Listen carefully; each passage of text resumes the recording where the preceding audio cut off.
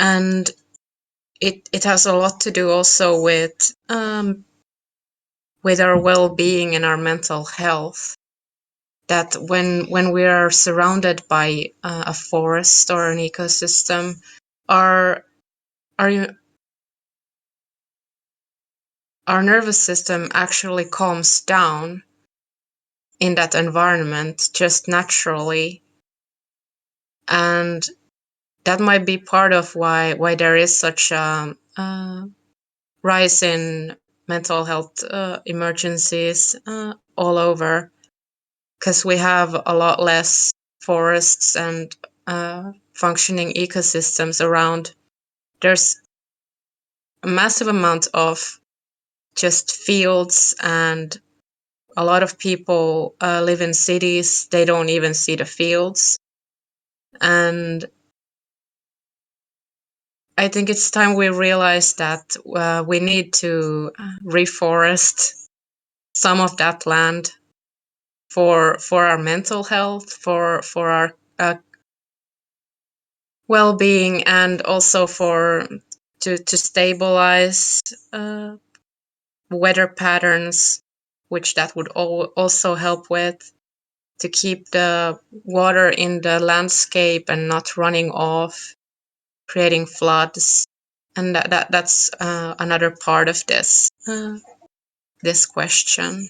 Yeah, but it just reminds me of the Netherlands, where I'm originally from, with like their approach to what they call nature, and what is kind of happening there. And the thing is that it really is, yeah, the disconnect with nature really makes one also in that sense feel alone. And I've noticed myself that by reconnecting with nature more, this sense of being alone in on the world, for me at least, has become much less. And yeah, and also back in the Netherlands, there were those floods that were going on there. And you had much more going on too, like the fires, the droughts, and a lot of like effects just from how the land was treated. And there, for instance, since the Middle Ages, they they basically started to like slowly drain the swamps and cut down all the forests, mostly for ships at first, and later for burning, well, burning wood too. And they started to clear it for agriculture.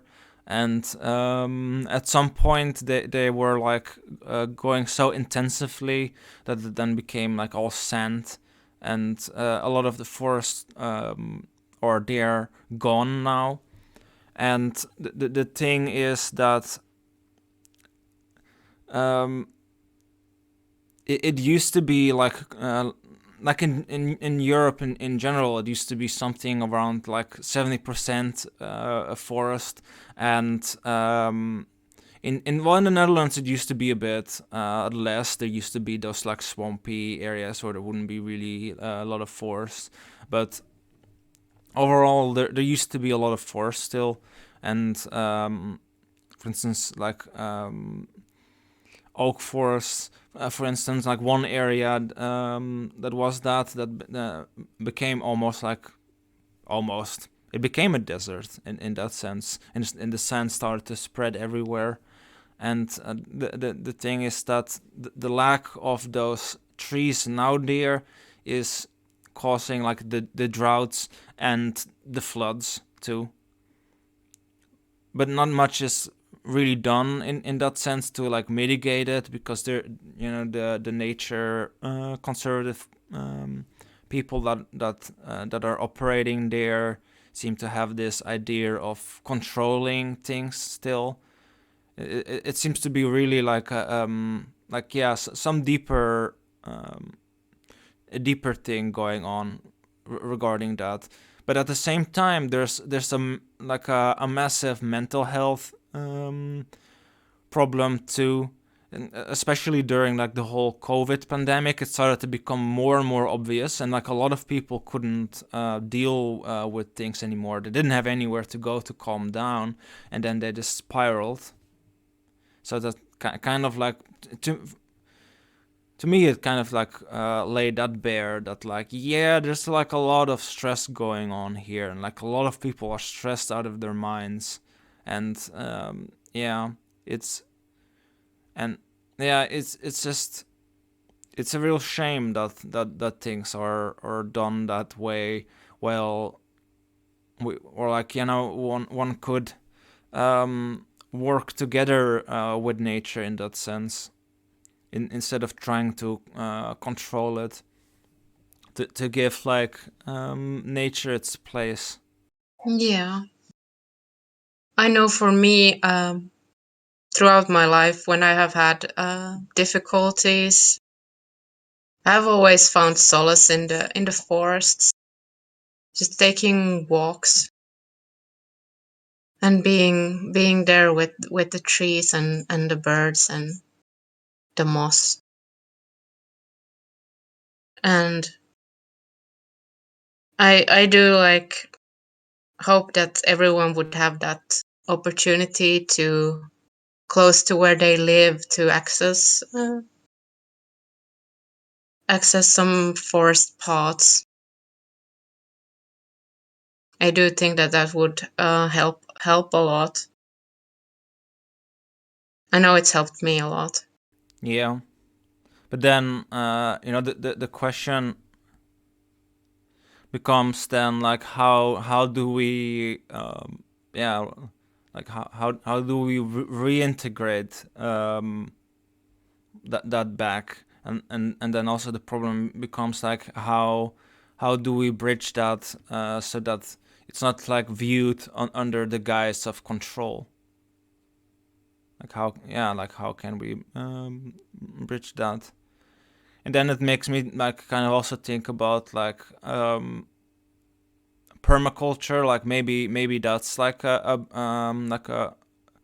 possible bridge. Like so we can like bridge like the at least the fields and nature more, and maybe like that spirals out to the cities too. Like what do you think about that and like permaculture?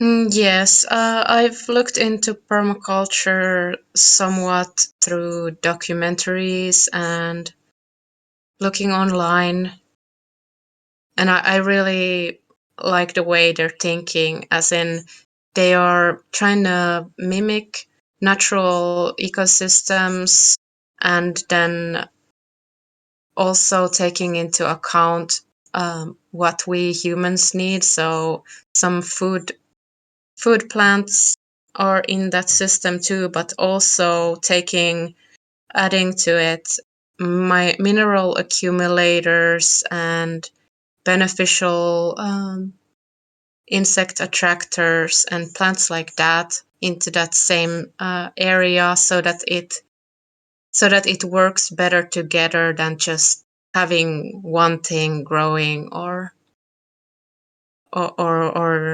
such. So it's like a diverse garden with plants with different functions together working.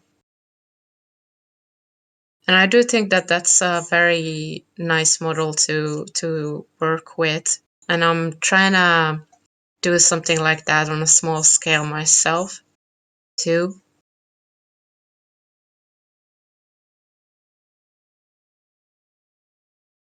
And I guess with cities, you might go for some community projects would probably be work well there, to have some community gardens where people could come together and do something together that's good for the whole community. For the entire episode, please check out the description or click on the end screen. And maybe see you next time.